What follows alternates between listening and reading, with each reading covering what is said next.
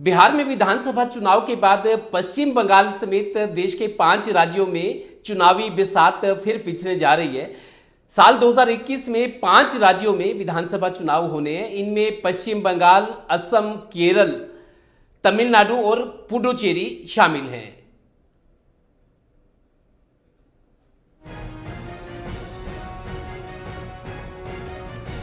Corona virus संकट के बीच बिहार विधानसभा चुनाव की प्रक्रिया आखिरकार शांतिपूर्ण तरीके से पूरी हो गई है।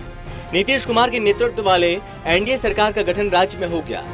बिहार के बाद अब पश्चिम बंगाल सहित देश के 5 राज्यों में विधानसभा चुनाव की सियासी बिसात बिछनी अब शुरू हो गई है, जहां अगले साल 2021 में चुनाव होने हैं। इनमें बंगाल, असम, केरल, तमिलनाडु और केंद्र शासित प्रदेश पुडुचेरी शामिल है। इन 5 राज्यों में से कांग्रेस और बीजेपी की एक राज्य में सरकार है, जबकि बंगाल में टीएमसी तो केरल में लेफ्ट दल काबिज है। पश्चिम बंगाल विधानसभा कार्यकाल मई 2021 तक है। विधानसभा की सीटें 294 हैं। सत्तारूढ़ दल है तृणमूल कांग्रेस, मुख्यमंत्री हैं ममता बनर्जी। पश्चिम बंगाल में भी अगले साल की शुरुआत में ही चुनाव होने हैं। यहाँ पिछले 10 साल से ममता बनर्जी मुख्यमंत्री हैं। यहाँ 2016 के विधानसभा चुनाव में ममता बनर्जी की पार्टी टीएमसी सबसे ज्यादा 211 सीटें जीतने में सफल रही थी।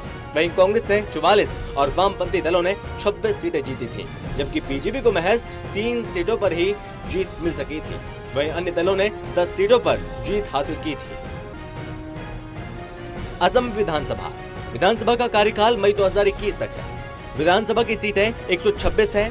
सत्तारूढ़ दल है बीजेपी, मुख्यमंत्री सर्बानंद सोनोवाल। असम में अगले साल अप्रैल मई में विधानसभा चुनाव होने हैं। यहाँ की सत्ता पर पिछले 5 साल से एनडीए का कब्जा और बीजेपी नेता सर्बानंद सोनोवाल मुख्यमंत्री हैं।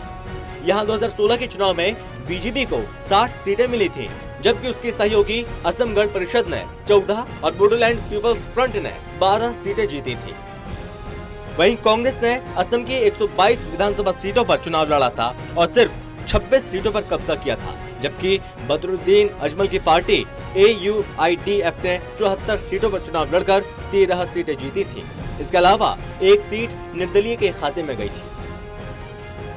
केरल विधानसभा का कार्यकाल मई 2021 तक है। विधानसभा की सीटें 140 हैं। सत्तारूढ़ दल CPI नेतृत्व वाले LDF, मुख्यमंत्री पिनराई विजयन।